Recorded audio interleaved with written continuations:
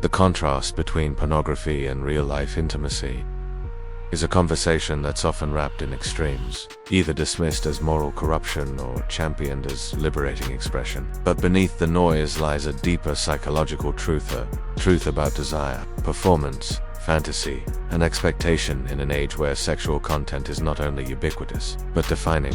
In today's digital world, sex has become visible, performative, but what gets lost is the reality of connection, the raw messiness of love, the slow discovery of one another beyond the curated angles and cinematic tropes of porn.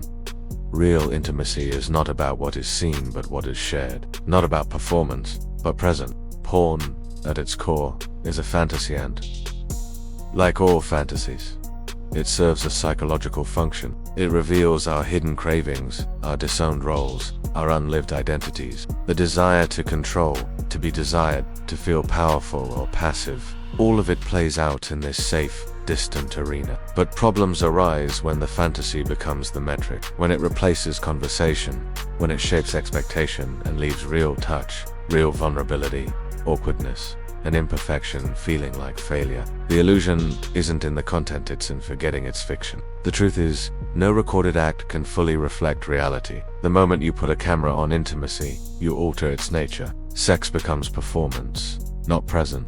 And yet, millions consume this performance without knowing the preparation behind it, the boundaries, the safety, the emotional contracts, the pauses, the edits. What we see is not what is, and what we don't see is often the most important. True media literacy in sexuality begins not with labeling porn as harmful, but with understanding what it is and isn't. It is not a manual. It is not a substitute. It is not a mirror. It is a fantasy that can either illuminate our own desires or distort them beyond recognition. The dialogue shouldn't shame fantasy, but it must elevate truth. Not every real-life moment is slow or sensual or perfect. But it's in the moments of uncertainty, of unguarded honesty, of silent stares and clumsy kisses that we often find something richer than any screen can offer. In this noise-driven culture where validation often comes through visibility, sex, too, becomes a product. The aesthetics of pleasure are sold back to us as the proof of connection. But connection is not aesthetic, it is emotional, it is spiritual.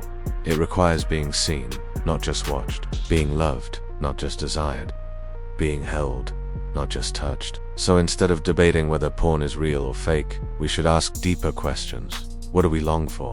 What part of ourselves is missing in real life that we seek in fantasy? What does performance give us that conversation does not? When we answer those questions not with judgment, but with curiosity, we begin to reclaim intimacy from the illusion. We begin to heal the divide between what we see and what we feel. And we begin to realize that love, real love, begins in what is unseen, what is unfaked, what is truly shared. That is where real sex lives. And it doesn't need to be filmed to be valid. It needs only to be felt.